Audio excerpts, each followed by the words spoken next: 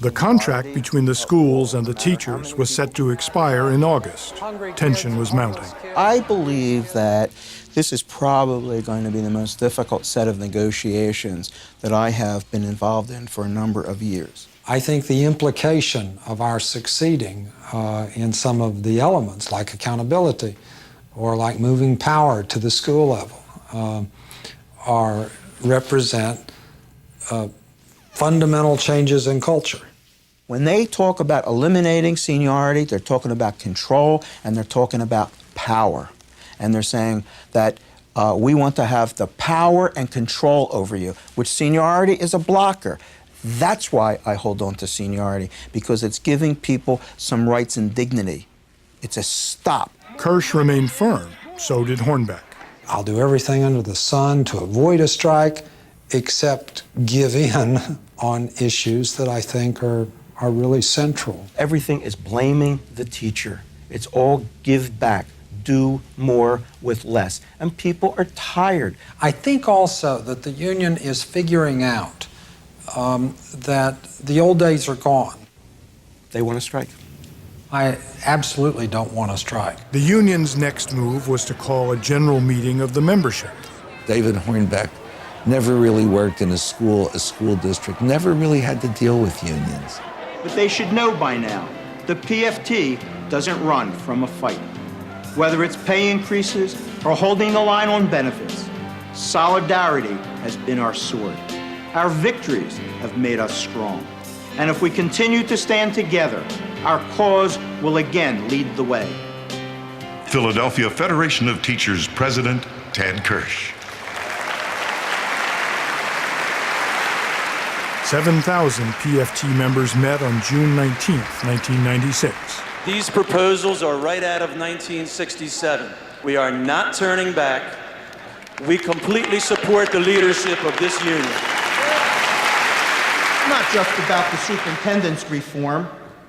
We support common sense reform, high standards of conduct, and academic achievement. It will be about this superintendent, this school district, and this mayor wanting to destroy our contract and our union. Good evening, brothers and sisters. My name is Lynn Dixon. I'm a teacher and a coordinator at the Golden King Cluster. $1.4 million startup fee for the Golden King Cluster. And I say, this contract is an egregious insult to each and every one of us and to the children in this city. I say, empower yourselves. Let Hornbeck know that we stand as one. I want to support Ted Kirsch's motion and ask all of you to support it. And remember, strike isn't a dirty word. It's only a means to an end. Mr. President, I'd like to call the question. The vote. All those in favor of authorizing the executive board to conduct a strike, please rise as you give your answer to aye.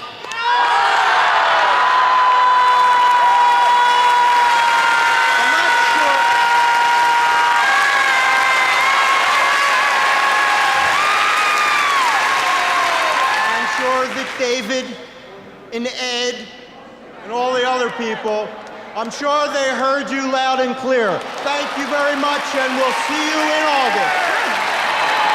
Solidarity forever. Solidarity forever. Solidarity forever. The union makes us strong. Ted Kirsch has the point to add to Children Achieving for David Hornbeck, and that's that solidarity wins. Are you willing to go through a strike to get what you... I'm not going to back away from one. The battle lines were clearly drawn. Philadelphia was nervous. Most of the people I talk to, they're praying that it's not a strike because they do have jobs. And as a parent, I hope it's not a strike because our children are involved. Negotiations continued throughout the summer. Mayor Rendell got involved. Did you intervene in that negotiation? Did we try to move both sides along? Yeah, absolutely. Rendell confronted the union. They have been a great disappointment to me. So what did you say to Ted Kirsch, Jack Steinberg? I said, look, guys, you know, you can't be so unbending, and you can't make your agenda destroying David, because you're not going to destroy David, at least as long as I'm here. What did they say? But to Dale Mezzicappa, Hornbeck was also contributing to the tensions.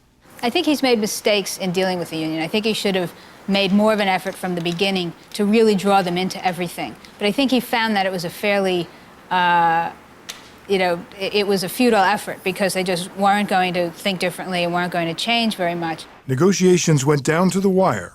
Just 6 days before schools were scheduled to open, Hornbeck and the union agreed upon a contract. Both sides claimed victory. We got a good contract. In effect, we won. This contract achieved real educational reform. For the first time, we have true accountability in our system. We know that the superintendent's abhorrent accountability program and his punitive concept of punishment appears nowhere in this contract.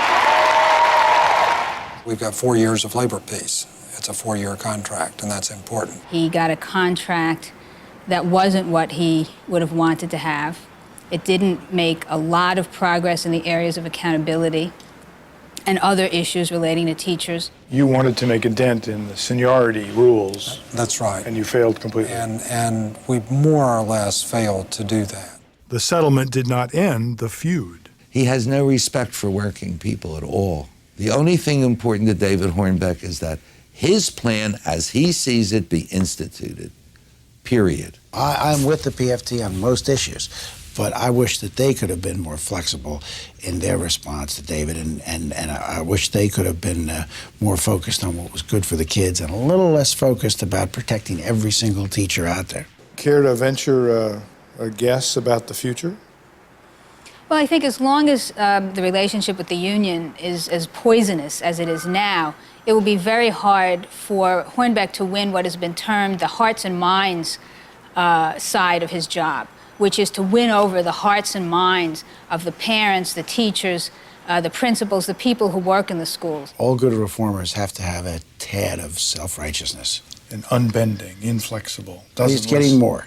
He's getting more flexible. Doesn't listen. He's getting better at that, too.